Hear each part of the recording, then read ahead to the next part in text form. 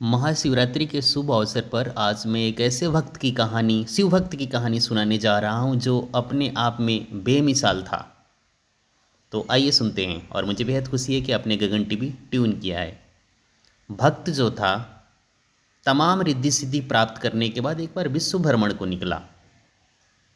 विश्व भ्रमण के क्रम में वो काशी भी गया, पर भगवान शंकर के दर पर नहीं गया। कबीर पंथियों के बीच एक शिव चर्चा प्रचलित है।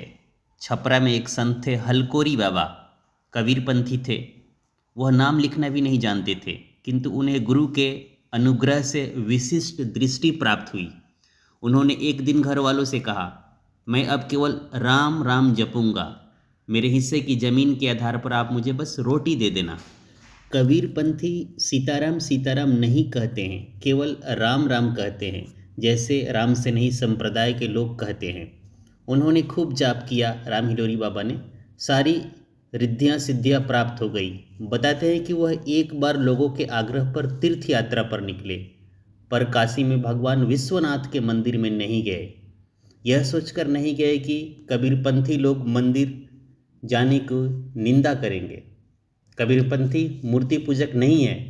वैसे जगतगुरु रामानंदाचार्य के शिष्य भी कबीर ही थे। काशी में उनका भी आश्रम है। पूरे देश में कबीर मठ है। एक से एक महात्मा कबीर मठों से हुए हैं। साईं बाबा भी कबीर परंपरा से दीक्षित थे। साईं मतलब होता है स्वामी। तो हलकोरी बाबा काशी में भगवान विश्वनाथ के मंदिर नहीं गए। वह काशी से लौटने लगे। एक स्थान पर बैठे गाड़ी की प्रतीक्षा कर रहे थे। तब भगवान विश्वनाथ दिव्य रूप स्वरूप में अनेक मालाओं से सुसज्जित वहां पहुँचे। त्रिशूल, डमरू, चंद्रमा, विभूषित ललाट। हलकोरी बाबा ने तुरंत उन्हें पहचान लिया और दंडवत नमस्कार किया। क्षमा याचना भी की और कहा, मैं आपके मंदिर नहीं आया। भोले शंकर बोले कि यही कहने आया हूँ कि आप क्यों नहीं आए मेरे दर। आपको आना चाहिए था। हलकोरी बाबा ने कहा, मैं मंदिर आता तो कबीरपंथी लोग विवाद करते, मुझे सुनाते, निंदा करते। ये कहाँ चला गया कबीर पंथ की मर्यादा को छोड़कर, इसीलिए नहीं आया। आपको आना पड़ा, आपसे मैं क्षमा चाहता हूँ। फिर बहुत विनम्र स्वर में हलकोरी बाबा ने कहा कि वैसे मैं दरिद्र हूँ, मेरे जल की क्या महत्ता आपके यहाँ। आपके यहाँ जल चढ़ाने वालों की कमी है क्या? करोड़ों लोग आपके यहाँ प्रतिदिन जल अर्पित करते हैं। भगवान विश्वनाथ ने कहा, मैं सबका जल ग्रहण नहीं करता हूँ। मेरे पास जल का कोई अभाव भी नहीं है। मैं केवल उनका जल स्वीकारता हूँ जिनका हृदय आप जैसा निर्मल होता है, जो भक्ति भाव से जल अर्पित करते हैं। महादेव की ऐसी सहजता देख हलकोरी बाबा दंडवत हो गए और समझ गए कि ईश्वर को जल की प्यास नहीं है, भोग की भूख नहीं है, केवल भक्ति भाव की प्रतीक्षा है जो अपने वह भक्त में देखना चाहता है। महादेव शिव की महिमा अपरंपार है। उनकी पूजा वंदना प्रभु श्री राम भी निरंतर करते हैं।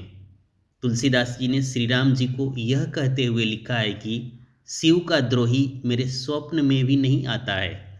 संसार में संभवतः ऐसा कोई नहीं होगा जो प्रभु शिव को जानता हो और उनकी प्रशंसा ना करता हो। महाशिवरात्रि के शुभ अवसर पर गगन टीवी की ओर से हार्दिक शुभकामनाएं। और मेरा आप लोगों से एक नए यूट्यूबर होने के नाते विनम्र निवेदन भी है कि आप इस चैनल को लाइक करें, सब्सक्राइब करें तथा अपने फ्रेंड सर्कल में भी शेयर करें। क्योंकि हिंदू धर्म के प्रति यदि आप आस्था रखते हैं और आप चाहते हैं कि इस धर्म को जन जन तक पहुंचाया जाए, जो अच्छी बातें हैं आने वाली पीढ़ी को समर्पित की जाए, तो आप इस चैनल को लाइक करें, सब्सक्राइब करें और शेयर भी करें। थोड़ी ही दूर बाद मैं अपनी आवाज़ में मैंने एक शेर व शायरी भी रिकॉर्ड किया है, जिसे आप सुनकर लाभ उठा सकते हैं।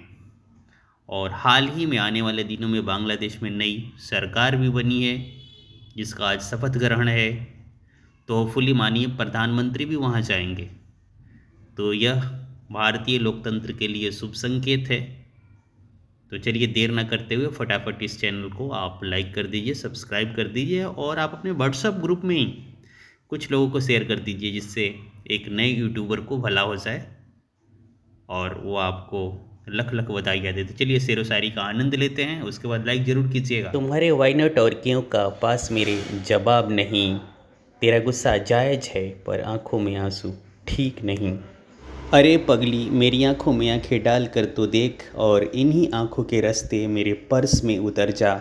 इन बचे पैसों में फ़्लाइट टिकट क्या, ट्रेन टिकट भी ना मिल रही, तेरा गुस्सा जायज़ है पर आंखों में आंसू